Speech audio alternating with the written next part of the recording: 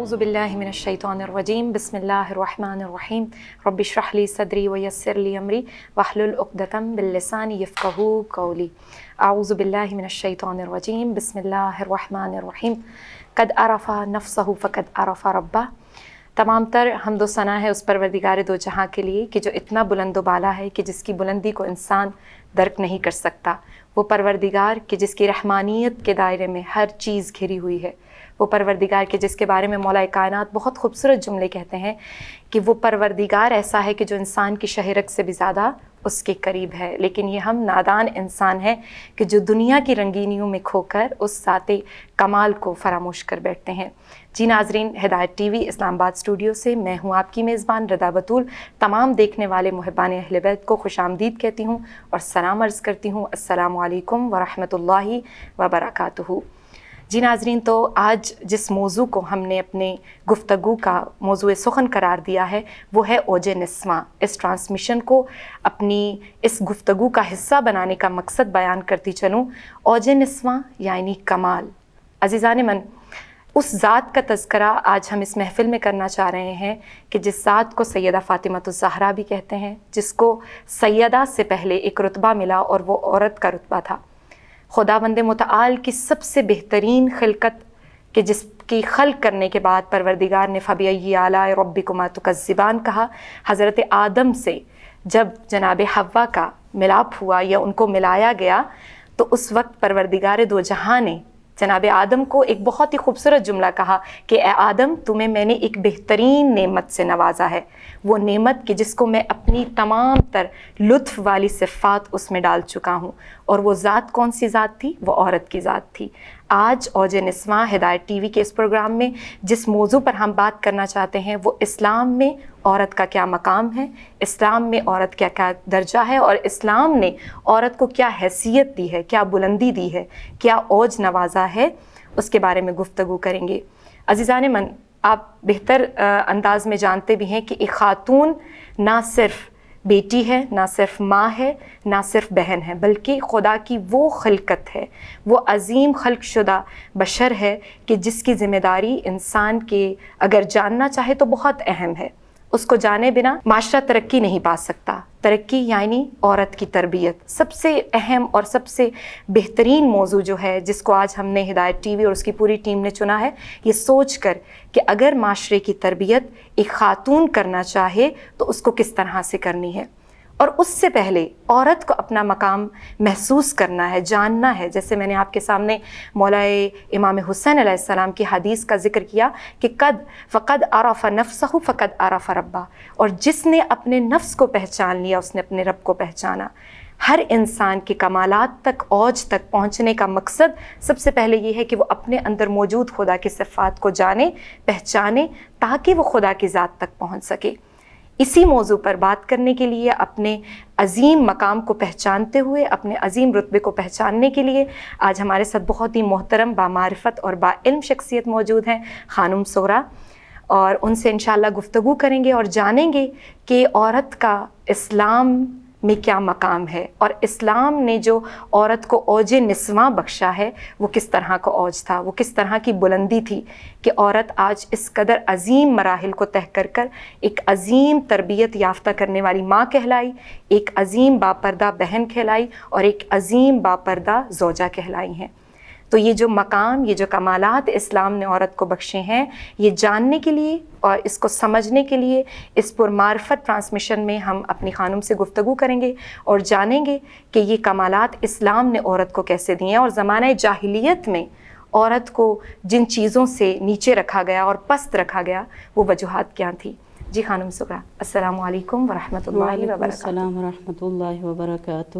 کیسی ہیں آپ خانم؟ الحمدللہ، انشاءاللہ کہ خیریت سے ہوں گی. خداوند متعال آپ کی توفیقات خیر میں اضافہ کرے.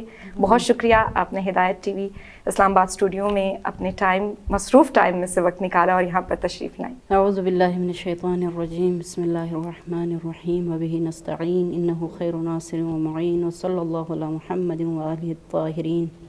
رب اشرح لی صدری ویسر لی امری واحلل عقدۃ من لسانی یفقہوا قولی. خداوند عالم کا لاکھ لاکھ شکر ہے کہ خداوند عالم کی ذات نے ہمیں یہ فرصت دی تاکہ ہم اس حساس موضوع کے اوپر بحث کر سکیں اور اس کو ہم اپنے ناظرین کے سامنے، امت مسلمہ کے سامنے اور مسلمانوں کے سامنے جہاں تک ہمارے وسع اور ہماری طاقت میں ہے اس حساب سے اس کو بیان کر سکیں۔ بہت اچھا موضوع ہے اس کا سٹارٹنگ، اگر ہم شروع اس کا یہیں دور جاہلیت سے لے لیں، کیونکہ کہا جاتا ہے روایت میں ہے کہ تعرف الاشیاء بازدادها، جب تک آپ کسی بھی چیز کی حقیقت کو جانیں، اس کے کن تک پہنچنا چاہیں گی تو آپ اس کی ضد کو جانیں، پہلے ضد کو جانیں، صحیح۔ جب تک اس کے اپوزٹ چیز کو نہیں جانیں گی تب تک اس چیز کی لذت اور اس کا مقام اور اس کی وہ حد آپ کو صحیح سے سمجھ میں نہیں آ سکتی۔ تو قرآن میں خداوند متعال نے یا دین اسلام میں جو عورت کو، خاتون کو، نساء کو جو مقام دیا ہے اس کی تو بات ہی الگ ہے۔ ہم چاہتے ہیں کہ اس سے پہلے تھوڑا سا ہم دور جاہلیت کی طرف جائیں، تھوڑا سا مختلف قبائل کی طرف جائیں جو دنیا میں مختلف قسم کے لوگ جی رہے ہیں، اور ان کی نگاہ کو جانیں کہ وہ عورت کو کس نگاہ سے دیکھتے تھے اور کیا مقام اور حیثیت عورت کو دیا جاتا تھا۔ تو اس سے ہمیں کیا ہوگا، مقام عورت کا اچھا اندازہ ہوگا جو اسلام نے، قرآن نے، خدا نے اور ان خدا کے رسول نے اس کو منتخب کیا ہے، قرار دیا ہے۔ جیسا کہ آپ کو معلوم ہے تاریخ اسلام میں بہت ساری کتابیں ہماری اس گفتگو میں پڑھی ہیں کہ دوران جاہلیت میں عورت کا جو مقام تھا، جو مرتبہ تھا، جو حیثیت تھی، وہ بالکل پست تھی، وہ گری ہوئی تھی۔ ان کے آداب و اطوار سے ہمیں اندازہ ہوتا ہے۔ مثلاً آپ جاپان کا لے لیں، چین کا لے لیں یا فرانس کا لے لیں، تو عورت ایک بے قیمت اور بے حیثیت چیز کی حیثیت سے دیکھنا تو کجا اس کو انسانوں کے اس حد میں ہی نہیں لایا جاتا ہے۔ جیسے اس فرانس میں عورت کے بارے میں کہا جاتا ہے کہ یہ پورا کامل انسان ہی نہیں ہے، اس کا یعنی یہ آدھا انسان ہے۔ انسان کا آدھا حصہ، ہم تو کہتے ہیں نا انسان دو عنصر کا مجموعہ ہے، جس میں ایک رحمانی قوت پائی جاتی ہے، ایک شیطانی قوت پائی جاتی ہے۔ یہ لوگ، ان کا عقیدہ اور ان کا حساب جو ہے وہ رحمانی قوت کو نہیں لیتے بلکہ شیطانی قوت کو کہتے ہیں۔ فرانس کے عقیدہ ان کا، لوگوں کا یہ ہے کہ اس کے اندر شیطانی قوت پائی جاتی ہے، اور اسی کی وجہ سے دنیا میں جتنے بھی فسادات ہوتے ہیں، معاشرے میں جتنی بھی خرابیاں ہوتی ہیں، جتنے بھی منکرات انجام دیے جاتے ہیں، یہ اسی کی وجہ سے، اسی عورت کی وجہ سے انجام ہوتا ہے۔ اب ہمیں اندازہ ہوگا آہستہ آہستہ، اگر اچھی طرح مطالعہ ہم ان چیزوں کے بارے میں کریں تو اندازہ ہوگا کہ اسلام نے کیا مقام دیا ہے عورت کو، کس منزل، کس اوج تک اسلام نے عورت کو، نساء کو، نساء سے ہی نساء کو، یا سیدہ کے بارے میں سیدۃ النساء العالمین کہا جاتا ہے۔ اسی طرح جاپان کی اس میں آ جائیں تو کہتے ہیں کہ ایسی عورت، ایسی ایک گندگی کا نام ہے، یعنی اس کو معاشرے کے کسی ایک سالم چیز کی حیثیت بھی نہیں دیا جاتا ہے۔ ان کا بھی عقیدہ یہ ہے کہ یہ گمراہ، یہ کیا ہے، یہ دوسروں کو گمراہ کر رہی ہے، فساد میں ڈال دیتی ہے، گمراہ کرنے والی شیء کا نام دیا جاتا ہے۔ اسی طرح آتے ہوئے آگے ہم چلے آئے ہیں پیغمبر کے مبعوث ہونے کے اس زمانے کے قریب آ جائیں، دوران جاہلیت کے اس میں آ جائیں، تو ادھر بھی بہت ساری اس طرح کی عورت کی پس مقام کی طرف اشارہ کرنے کی مثالیں، زندہ مثالیں ہمیں ملیں گی۔ ان میں سے ایک یہ ہے کہ جب بھی کسی گھر میں بیٹی پیدا ہوتی تھی، بیٹی خدا کی رحمت ہے، بالکل قرآن میں تو ہمیں یہ کہا گیا ہے، لیکن جب بھی کوئی بیٹی پیدا ہوتی تھی کسی بھی فیملی میں تو ظل وجہہم مسودہ، ان کے چہرے کالے ہوتے تھے۔ قرآن کی غصے کی حالت میں، غصے کی حالت میں، شرم کی حالت میں کہ یہ کیا میرے اوپر کیا بلا نازل ہوا ہے اس کو، اور کسی کے ساتھ یعنی کسی کے ساتھ ان کا وہ کسی کے ساتھ آمنا سامنا نہیں کر سکتے تھے، میل جول جو تھا وہ جا کے کسی کو یہ بیان نہیں کر سکتے تھے کہ خدا نے مجھے بیٹی سے نوازا ہے، خدا نے یہ نعمت مجھے عطا کی تھی کہ ہے، یہ کہنے کے قابل نہیں۔ یہی ماں، یہی باپ، یہی ماں جس کو خداوند عالم نے اپنا مظہر الہی بنایا ماں کو، اور باپ میں شفقت جیسی شفقت پدری جیسی ایک قدرت اس کے وجود میں ڈال دیا ہے نعمت کے طور پر، رحمدلی کے طور پر، وہ ان کی فطرت میں ختم ہو جاتی تھی، یعنی نیز تو نابود ہو جاتی تھی، اپنے ہاتھوں سے اپنی بیٹی کو زندہ درگور کر دیتے تھے، یعنی زندہ بیٹی کو دفنایا جاتا تھا اس زمانے میں۔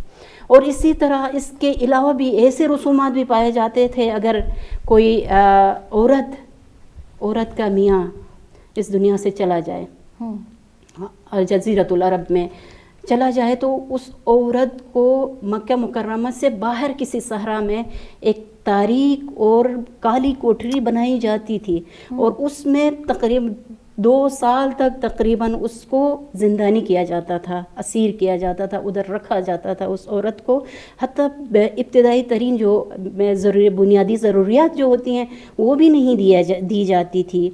اگر کوئی عورت اس حالت سے جانبر ہو سکی ہوئی اور زندہ باہر آئی 2 سال کے بعد، تب بھی نہیں چھوڑا جاتا تھا، تب بھی اس عورت کے چہرے کو کالا کیا جاتا تھا، اور پورے شہر مکہ میں اس کو کیا کیا جاتا ہے، پھرایا جاتا تھا۔ اس کی معاشرے میں، سماج میں کوئی اہمیت نہیں تھی۔ اس کے بعد وہ اپنے گھر کی طرف جا سکتی تھی، یہ مقام، یہ حیثیت تھی دور جاہلیت میں۔ اور یہ بھی بتایا جاتا ہے، حتیٰ ہندوازم میں بھی ہے کہ عورت کے مقام کو اتنا پست کیا جاتا تھا کہ عورت کو اپنے میاں کے ساتھ زندہ جلایا جاتا تھا، میاں کے لاش کے ساتھ۔ یہ واقعات ہیں دوران جاہلیت کی اور اس سے پہلے کی، اور حتیٰ عصر پیغمبر کے ظہور کے اس زمانے میں بھی، حتیٰ بعض باپ جو ہوتے تھے ان کے اس زمانے میں بیویاں زیادہ ہوتی تھی، بیویاں، یعنی عورت کے مقام ازدواج زیادہ ہوتا تھا۔ مقام کا اندازہ، پستی کا اندازہ اس سے ہوتا ہے جیسے یوں ہی وہ مرد اس دنیا سے چلے جاتے تھے، اس کا جو مال تھا، مال متاع جو جتنا تھا وہ سب وراثت میں چلا جاتا تھا۔ اور اسی طرح اس عورت کو جو اس کی ایک زمانے تک اس بچوں کی ماں تھی، اس کو بھی مال وراثت کے حساب سے چلا جاتا تھا، بڑے بیٹے کے لیے اولاد میں تقسیم ہوا کرتی تھی، یہ بیویاں بھی۔ تقسیم میں عورت کا کوئی حصہ نہیں تھا؟ نہیں، یہ عورت خود مال بن کے اس میں وراثت میں چلی جاتی تھی، اور وہ بیٹا اس سے شادی کرتا تھا۔ قرآن میں مذمت ہے اس بات کی کہ یہ ماں، اس کو ماں قرار دیا گیا ہے قرآن نے، دین اسلام نے، خدا نے، ٹھیک ہے۔ یہ اس کی بیوی ہوتی تھی، ایک زمانے تک وہ باپ کی بیوی تھی اور اس کی ماں تھی۔ یہ حالات تھے دوران جاہلیت کے۔ تو جی ناظرین، آپ نے دیکھا کہ دور جاہلیت میں خانم نے کس قدر خوبصورت انداز میں بیان کیا کہ یہ سمجھ لیجئے کہ دور جاہلیت میں عورت کا وہ مقام، وہ مرتبہ، وہ منزلت نہیں تھی جو آج دین اسلام نے عورت کو بخشی ہے۔ اور دور جاہلیت میں کہتی ہوں کہ کاش وہ لوگ یہ سوچتے کہ جو یہ انگلیاں خواتین پر اٹھائی جاتی تھیں کہ وہ ماں کہ جس سے وہ پیدائش کر کے اس دنیا میں آئے، وہ ماں کی بدولت ہی اس دنیا میں آئے ہیں، ٹھیک ہے، وہ عورت ہی تھی جنہوں نے ان کو زندگی بخشی۔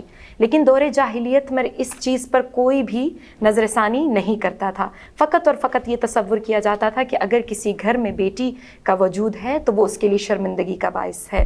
پر جاننا یہ ہے عزیزان من کہ اس نظریے کو، اس تمام تر نظریات کو بدلا کس نے، اس تمام تر نظریات کو کس مذہب نے تبدیل کر انقلاب کی طرف لایا اور عورت کو عظیم اوج نسواں بخشا، عظیم بلندی بخشی۔ ہمارے پروگرام کا نام رکھنے کا مقصد ہی یہ تھا کہ انسان جانے کہ عورت ایک نساء بلندی کے لیے بنی ہے، کمال کے لیے بنی ہے، اس کی ذات میں کمال پایا گیا ہے۔ اگر خدا نے اس کو اپنی تمام تر رحمانیت والی صفات عطا کی ہیں تو وہ صرف اس لیے کیونکہ اس کی ذات میں کمال ہے، اس کی ذات میں بلندی ہے، اس کی ذات میں اوج ہے۔ لیکن اس اوج کو، اس بلندی کو، اس کمال کو کس نے باہر لایا، یہ کون سا مذہب لے کر آیا، اب جانیں گے خانم سے کہ وہ ادیان کے جس کے بارے میں خانم نے بہت خوبصورت انداز میں بتایا کہ کن کن ممالک میں بتایا جاتا تھا کہ عورت کو بہت پست تصور کیا جاتا تھا، لیکن اب جانیں گے کہ دین اسلام نے عورت کو کیا مقام دیا ہے۔ جی خانم، تو میں آپ سے سوال کرنا چاہوں گی کہ اسلام میں جو آج عورت کا مقام ہے، جو رسول خدا کے دور سے آج تک چلتا آ رہا ہے، وہ کیا مقام تھا، وہ کیا منزلت تھی جو اسے عورت کو نصیب ہوئی؟ خالدہ، آپ نے بہترین سوال کیا۔ اس کو جاننے کے لیے پھر ہم اسلام کی طرف چلے جائیں گے، دین اسلام سے استفادہ، روایات سے استفادہ کریں گے، قرآن کی آیتوں سے استفادہ کیا جائے گا۔ جس دور کے بارے میں ہم نے ابھی تھوڑی دیر پہلے گفتگو کی، اس کے بالکل برعکس ہمیں دین اسلام کے اندر نظر آتا ہے۔ ایسے ہی معاشرے میں خدا کی طرف سے ایسا رہنما ان کی ہدایت کے لیے بھیجا جاتا ہے جو زمانے کے لیے رحمت للعالمین اور اپنی اور عورتوں کے لیے خصوصاً ایک بہترین ہدیہ لے کے آتے ہیں اپنے ساتھ۔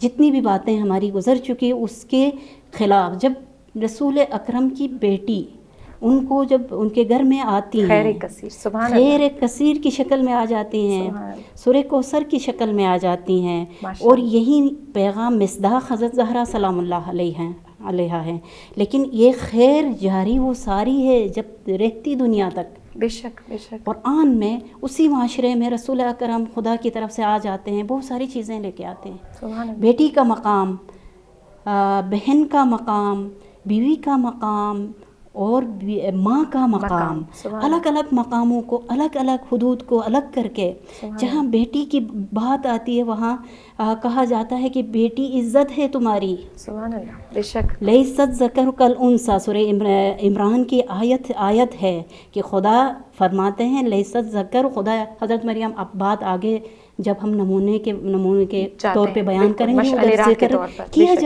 کیا جائے گا، یعنی حضرت مریم کی ماں نے خدا سے بیٹے کی دعا کی تھی، بیٹے کی دعا، لیکن خدا پلٹ کے فرماتا ہے، کہتا ہے کہ کبھی بھی بیٹا بیٹی کی جگہ میں نہیں ہو سکتا، نہیں آ سکتا۔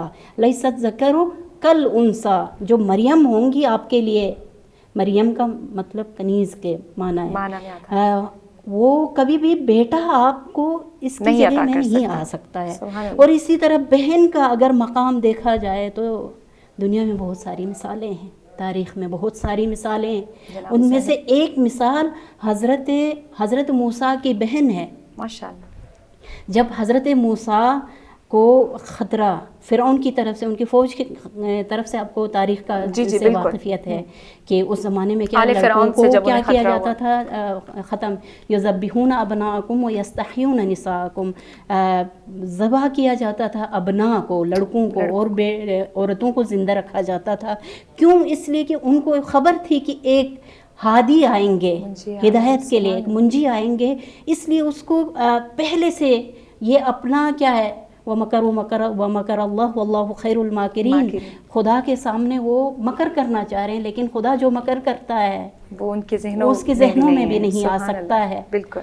جب حضرت موسیٰ کی ماں کو خوف آتا ہے کہ اب میرے بیٹے کے لیے خطرہ ہے، تو خدا کی طرف سے ان کو وحی ہوتا ہے، آپ کیا کریں، ان کی غذا دے دیں، ان کو خوراک کھلائیں، ان کو دودھ پلانے کے بعد ایک صندوق میں ڈال کے دریا کے سپرد کر دیں۔ دیکھیں کتنا اطمینان تھا، کس مقام تک پہنچ گئی تھی، ایک عام خاتون تھی، نبی کی تربیت کر رہی ہیں، عام خاتون، یعنی اس مقام تک پہنچ گئی ہے کہ خدا ان سے ہم کلام ہو جاتا ہے، خدا ان کو وحی کرتا ہے اور اپنا پیغام وحی کے ذریعے سنا دیتا ہے۔ سبحان اللہ۔ اس میں کیا ہوا، بہن کو کیا کریں، ان کی نگہداشت اور حفاظت کے لیے باڈی گارڈ کہا جاتا ہے، بے شک بھیجا جاتا ہے، کس کی طرف؟ اب کہتی ہیں دور دور سے دیکھو کہ بچہ کہاں جا رہا ہے، یہ بچہ چلتے ہوئے کہاں پہ، بالکل فرعون جو دشمن ہے، کس کے در پہ تھے، یہی موسیٰ کے در پہ تھا۔ خدا کے کام دیکھیں، اتنے میں حضرت آسیہ اور فرعون دونوں کیا کرتے ہیں، اس صندوق کو اٹھا لیتے ہیں اور بچے کو دیکھتے ہیں اندر بچہ ہے، ان کی اولاد نہیں ہے، تو پھر ان کو اولاد کے طور پر قبول کیا جاتا ہے۔ اتنے میں حضرت موسیٰ دیکھیں، اِنَّا لَرَادُّوهُ إِلَيْكِ، خدا نے پہلے وعدہ کیا تھا حضرت موسیٰ کی ماں سے، تم یہ کام کر لو، میں تمہیں بالکل صحیح و سالم واپس پلٹا دوں گا تیرے بیٹے کو۔ پھر جب ادھر چلی جاتی ہیں، چار دیواری کے اندر گئی ہیں، محاذ کے اندر گئی ہیں، کتنی بہادر بہن ہو سکتی ہے یہ۔ بے شک۔ یہی فرعونیان جو تھے، بنی اسرائیل آپس میں دشمنی تھی نا، یہ جا کے کہہ رہی ہیں کہ میں ایسے ایک فرد کی معرفی کروں گی، ایک خاتون کی معرفی کروں گی جو اس کی اچھی طرح کفالت کر سکتی ہے، یہ بچے کو اچھی طرح اس کی تربیت رشد و نما میں کام آ سکتی ہے۔ پھر کیا ہوا، حضرت مریم واپس، حضرت موسیٰ کی ماں واپس آ گئی، بچہ ماں کے اس میں پاس آ گیا، بہن سب فیملی جمع ہو گئے، خدا کے کمالات۔ اور یہ وسیلہ جو خواتین بنی ہیں، حضرت موسیٰ کی ماں اپنے بیٹے کو اس کا دریا کے سپرد کرنا، بہن کا اس طرح پارا لگانا، اور اسی طرح بہت ساری مثالیں جن کی اپنے بھائیوں کے لیے بے مثال قربانیاں ہیں۔ ان میں سے ایک ہے حضرت زینب سلام اللہ علیہا، جو میدان کربلا میں حتیٰ حضرت امام حسین کی شہادت کے بعد بھی نماز شب کے لیے، دعا کے لیے امام حسین علیہ السلام لا تنسا فی صلاۃ اللیل، اپنی بہن سے یہ سفارش کر کے چلے جاتے ہیں۔ کہا جاتا ہے کہ کربلا کے اس میدان میں اگر زینب نہ ہوتی، کربلا در کربلا می مون، اگر زینب نہ ہوتی، زینب کا بہت بڑا کردار ہے۔ سبحان اللہ، سبحان اللہ۔ جی ناظرین، خانم کی یہ تمام گفتگو کو اگر ایک میں جملے میں بند کروں تو وہ اس طرح سے بند کر سکتی ہوں کہ پیمبر وقت کی حفاظت، وقت کے امام کی حفاظت کو نسواں میں شمار کیا جاتا ہے، کہ اگر کوئی خاتون ہے تو وہ کون ہے؟ جناب زینب کی صورت میں۔ اگر پیمبر وقت کی حفاظت کر رہی ہیں تو وہ حضرت موسیٰ کی بہن کی صورت میں۔ دیکھیے، پروردگار نے ہر دور میں، ہر وقت میں عورت کو ایک خاص مقام دیا ہے، ایک خاص رتبہ دیا ہے، اور یہ بتانے کے لیے کہ جس کو تم پست تصور کر رہے ہو وہ ذات پست نہیں ہے، وہ میری تخلیق پست نہیں ہے، کہ جس کو میں نے پیدائش سے ہی اوج اور رحمت کا نام دیا ہے وہ کبھی ذات پست ہو ہی نہیں سکتی۔ جی تو ناظرین، اسی کے ساتھ ماشاءاللہ بہت ہی خوبصورت اور پرمعرفت گفتگو ہے۔ وقت کی قلت کی وجہ سے میں جلدی سے اپنے اگلے سوال کی جانب بڑھوں گی۔ خانم، جیسے معاشرے میں دین اسلام نے جو عورت کو مقام اور جو منزلت عطا کی ہے، اس میں ایک فرق ہمیں نظر آتا ہے کہ عورت کا جو مقام ہے وہ مرد کے مقام جتنا نہیں نظر آتا، مطلب فرق نظر آتا ہے۔ حالانکہ اگر قرآن کی آیات کو پڑھا جائے تو کہا جاتا ہے کہ جو مرتبہ ہے، جو مقام ہے، جو منزلت ہے، وہ صرف اور صرف تقویٰ کی بنا پر ہے، مرد اور عورت کا لحاظ سے نہیں ہے۔ اگر کوئی اوج ہے، کوئی بلندی ہے، کوئی مرتبہ ہے تو وہ تقویٰ کی بنیاد پر ہے، چاہے پھر وہ مرد ہو، چاہے پھر وہ خاتون ہو۔ تو ہم کیسے اس چیز کو ثابت کر سکتے ہیں کہ کمال اور عظمت کے لحاظ سے مرد اور عورت ایک ہی اس مقام پر ہیں؟ جی خیر، بہت اچھا سوال ہے یہ بھی، پچھلے سوالات کی طرح۔ جب تک ہم معیار کو نہ سمجھیں عورت کے اور مرد کے، ہمارے معاشرے میں جو معیارات بتائے گئے ہیں وہ تو کچھ عجیب اور الگ سے ہیں۔ بالکل، ثروت ہے، علم ہے، پتہ نہیں روب ہے، دبدبہ ہے، عورت کو کمتر سمجھا جاتا ہے عورت مرد سے۔ لیکن قرآن کچھ اور زبان میں کیا کیا کرتا ہے، کوئی اور چیز کو ہائی لائٹ کرتا ہے کہ پیدائش میں، خلقت میں، جیسے کہا جاتا ہے نا، انسان اشرف المخلوقات ہیں، یعنی بہترین مخلوقات عالم، خدا کی جتنی بھی موجودات ہیں ان میں بہترین اگر دیکھا جائے تو کیا ہے؟ اشرف المخلوقات انسان ہے، جس کے لیے خدا خود کہہ رہا ہے فَتَبَارَكَ اللَّهُ أَحْسَنُ الْخَالِقِينَ۔ بنانے کے بعد سب موجودات اور انسان کے بنانے کے بعد انسانوں کو دیکھ کے یہ کہنا پڑتا ہے رب العالمین کو کہ خود کی تعریف کرے، فَتَبَارَكَ اللَّهُ أَحْسَنُ الْخَالِقِينَ۔ اب اس اشرف المخلوقات، اس خدا کی بابرکت موجودات میں آیا خدا نے کوئی معیار رکھا ہے کہ انسان عورت مرد سے بہتر ہے، مرد عورت سے بہتر ہے، جس کے پاس پیسہ ہو وہ بہتر ہے، جس کے پاس حسن ہے وہ بہتر ہے، جمال ہو وہ بہتر ہے، جس کے پاس بینک بیلنس ہے؟ نہیں، کچھ بھی نہیں ہے، نہ رنگ ہے، نہ نسل ہے، نہ فرقہ ہے، نہ قبیلہ ہے، کچھ بھی نہیں ہے۔ خدا فرماتا ہے قرآن میں من عمل صالحا من ذکر او انثی فلنحینہ حیاتا طیبہ۔ سبحان اللہ۔ دیکھیں اس آیت میں جو خدا معیار بتا رہا ہے، زن اور عورت میں سے کوئی بھی اگر کیا کرے، ایمان لے آئے، تقوی اس کے پاس ہو، اصل تقوی ہو، زیور ایمان اس کے، عمل صالح ہو، فَلَنُحْيِيَنَّهُ حَيَاتًا طَيِّبَةً، میں خدا اس کے لیے ایک بہترین حیات فراہم کروں گا۔ بس اس آیت میں اگر دیکھا جائے تو معیار برتری مرد اور عورت کے بیچ میں کوئی دنیاوی، جو ہمارے معاشرے اور سماج میں جو چیزیں معیار برتری بتائی جاتی ہیں ان میں سے کوئی چیز بھی نہیں ہے۔ معیار کیا ہے؟ ایمان، عمل صالح اور تقوی، 3 چیزیں بتائی جاتی ہیں۔ اس میں خدا نے نہیں کہا یہ مرد برتر ہے یا عورت، بلکہ اس میں دونوں سیم ہیں، برابر ہیں۔ سبحان اللہ۔ یعنی یہ خدا کی اشرف المخلوقات کے اندر جو فضیلت و برتری کسی چیز میں نہیں پائی جاتی سوائے کس کے؟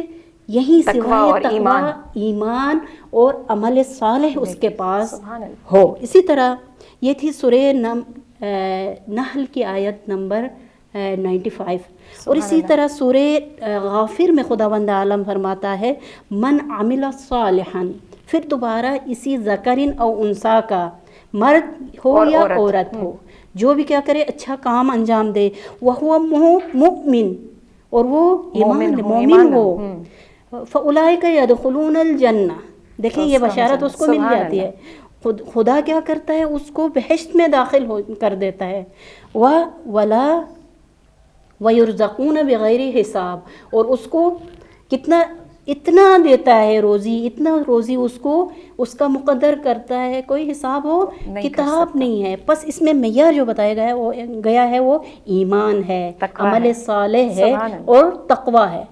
بس یہاں تک ہمارا، اگر اس کو خلاصہ کرنا چاہیں کہ معیار برتری مخلوقات میں سے بہترین مخلوق کی کیا ہے، تو ایک ہی چیز نظر آ جائے گی۔ اسی لیے حضرت بلال پیغمبر کے سامنے کوئی، سبحان اللہ، کیا بہترین، کیا مقام ان کا تھا، ماشاءاللہ، کیا مقام۔ اسی طرح اگر دیکھا جائے نسبی اعتبار سے، حضرت نوح کا فرزند خارج ہو گیا، لیکن سلمان جو فارسی تھا منا اہل البیت میں آ گیا۔ ماشاءاللہ، کتنا یہ معیار، یہی معیار بتاتا جس کو بتاتا ہے کہ برتری کس چیز میں ہے۔ اسی طرح دوسری بہت ساری آیات میں خداوند عالم فرماتا ہے یا ایھا الناس انا خلقناکم من ذکر و انثی، یا ایھا الناس، اے لوگو، انا خلقناکم، میں نے تمہیں خلق کیا ہے تم کو ایک مرد اور عورت سے، یہ کوئی فضیلت نہیں ہے آپ لوگوں کے لیے، وجعلناکم قبائل شعوبا، آپ لوگوں کو پھر کیا کیا ہے؟ قبائل، شعوب، گروہ میں بانٹ دیا ہے، قبیلوں میں بانٹ دیا ہے، یہ بھی کوئی وہ نہیں ہے، فضیلت والی بات نہیں ہے۔